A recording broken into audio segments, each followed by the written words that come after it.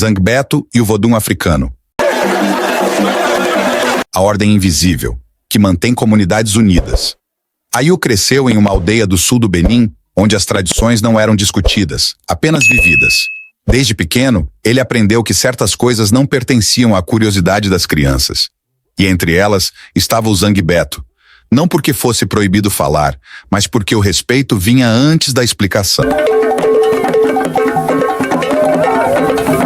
Os mais velhos diziam que o Zangbeto era o guardião da noite, aquele que cuidava da aldeia quando o sol se punha e os caminhos ficavam vazios, não como uma lenda, mas como uma instituição antiga, criada muito antes da presença do Estado, da polícia ou de qualquer autoridade externa. Ayu lembrava de ouvir os tambores à distância e ver sua mãe apagar a lamparina mais cedo, fechar a porta e pedir silêncio, não por medo, mas por costume, pois quando o Zangbeto circulava, ninguém deveria interferir. Não se olhava diretamente, não se chamava, não se atravessava seu caminho. Ao crescer, Ayu começou a perceber que o Zangbeto não surgia em qualquer noite. Ele aparecia quando havia conflito, roubo, desordem ou desrespeito às regras comunitárias. Os anciãos se reuniam antes, conversavam longamente e tomavam decisões que não eram anunciadas publicamente. E então, na noite certa, o Zangbeto surgia, coberto por palha e fibras, alto, imponente e completamente anônimo, não porque escondesse um mistério sobrenatural, mas porque precisava apagar a identidade humana de quem o vestia, pois ali não falava um homem, falava a aldeia. Certa vez, quando Ayu já era adolescente, um caso de roubo de colheita começou a gerar tensão entre famílias. Acusações veladas circulavam durante o dia, mas ninguém tinha coragem de apontar diretamente o responsável. Foi então que, naquela semana, os tambores tocaram de forma diferente, mais lenta e firme, anunciando que o Zangbeto iria agir. Naquela noite, o Zangbeto percorreu as trilhas principais, parou diante de algumas casas e permaneceu imóvel por longos minutos. Não havia gritos nem violência, apenas presença. No dia seguinte, o responsável procurou os anciãos e devolveu o que havia tomado, não porque tivesse sido ameaçado fisicamente, mas porque compreendeu que não havia como se esconder da comunidade. Ayu começou então a entender que o poder do Zangbeto não estava no traje nem no ritual, mas no consenso coletivo. Todos acreditavam naquela autoridade porque ela representava valores compartilhados.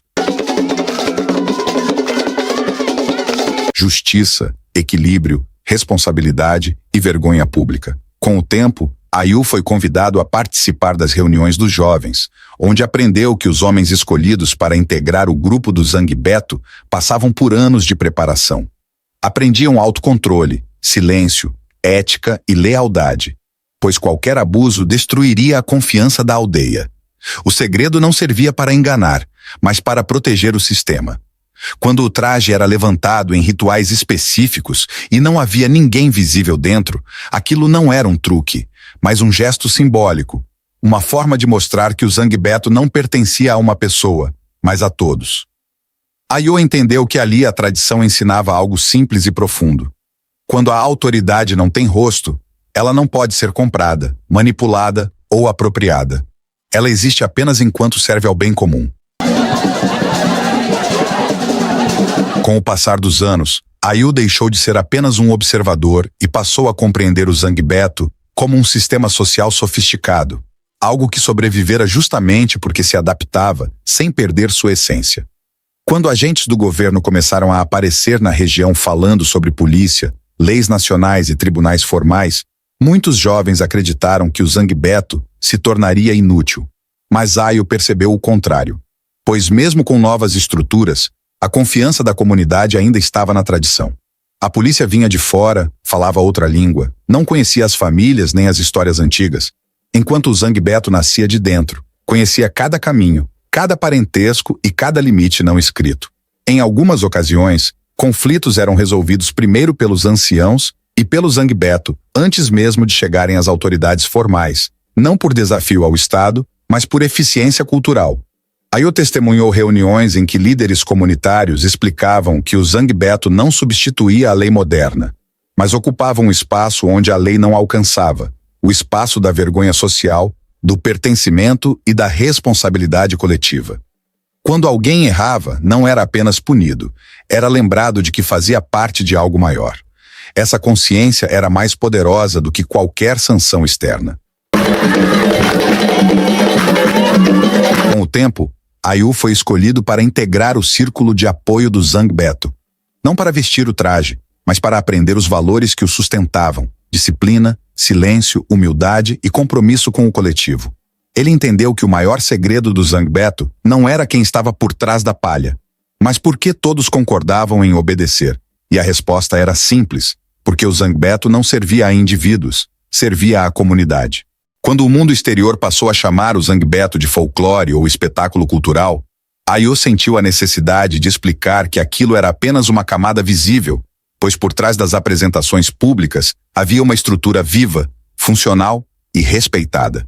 O Zangbeto continuava a existir porque ainda fazia sentido, porque ainda resolvia problemas reais e porque ainda ensinava limites em um mundo cada vez mais individualista. A ligação entre o Zangbeto e o Vodun africano é profunda, estrutural e muito mais prática do que mística, pois o Vodun não nasce como religião no sentido ocidental, mas como um sistema de organização do mundo, da natureza e da sociedade. Para os povos Fon e Ewe, tudo possui força, intenção e consequência. Nada existe isoladamente. O Vodun é o conjunto de princípios que regula essa relação entre o visível e o invisível, o indivíduo e o coletivo, o humano e a natureza. Dentro desse entendimento, o Zangbeto não é um espírito autônomo, mas uma função ritual que canaliza valores Vodun para a vida cotidiana. O Vodun ensina que o equilíbrio do mundo depende do comportamento humano, e quando esse equilíbrio é quebrado por injustiça, roubo, mentira ou violência, forças corretivas precisam agir. O Zangbeto surge exatamente nesse ponto, como instrumento social dessa correção. Diferente de uma entidade cultuada em altares, ele é uma presença funcional, que não pede devoção, mas obediência ética. O anonimato do Zangbeto reflete um princípio central do Vodun, a dissolução do ego diante da ordem maior. No Vodun, o poder não pertence ao indivíduo, pertence à função que ele ocupa em nome da coletividade. Por isso, o homem que veste o Zangbeto deixa de existir simbolicamente. Seu nome, sua família e seus interesses são apagados, pois qualquer personalização destruiria a legitimidade da força que ele representa.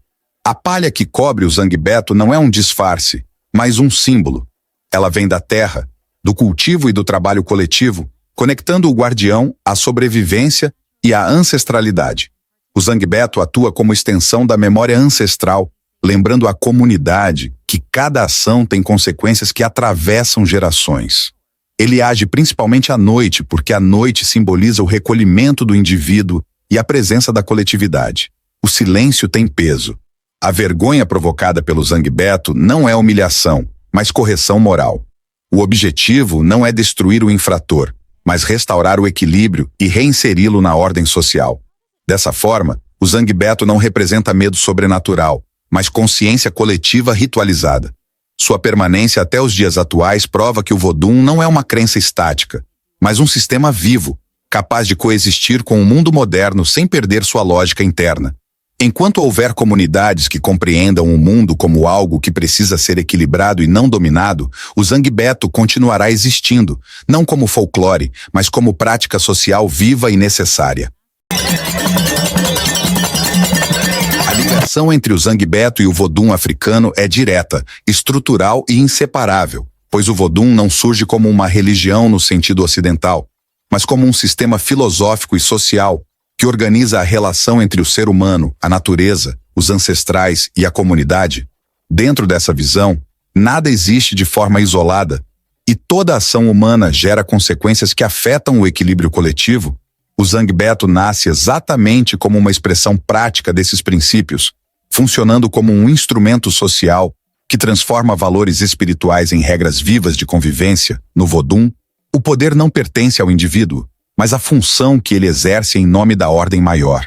E o Zangbeto representa esse princípio ao apagar completamente a identidade pessoal de quem o veste, tornando o guardião um símbolo coletivo e não um agente individual. O anonimato é essencial porque impede favoritismo, vingança pessoal ou abuso de autoridade, preservando a legitimidade do sistema.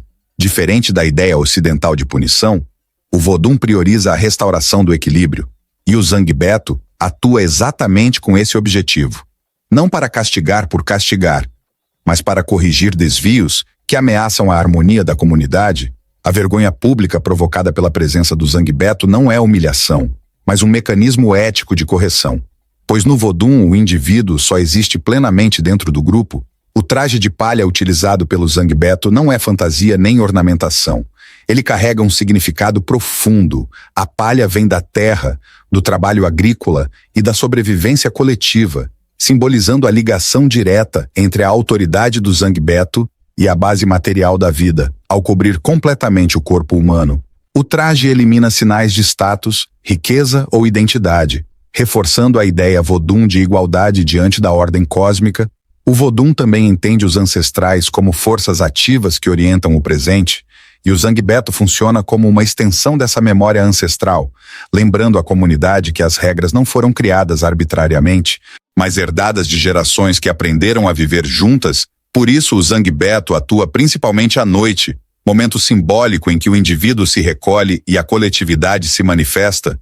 No silêncio noturno, a consciência pesa mais do que a força, e o Vodun valoriza esse espaço de reflexão e responsabilidade. O Zangbeto não fala longamente nem explica suas ações, porque no pensamento Vodun, a autoridade verdadeira não precisa convencer, ela se sustenta no consenso e na tradição. Dessa forma, o Zangbeto não deve ser entendido como espírito isolado, nem como encenação folclórica, mas como a materialização concreta da filosofia Vodun aplicada à vida social.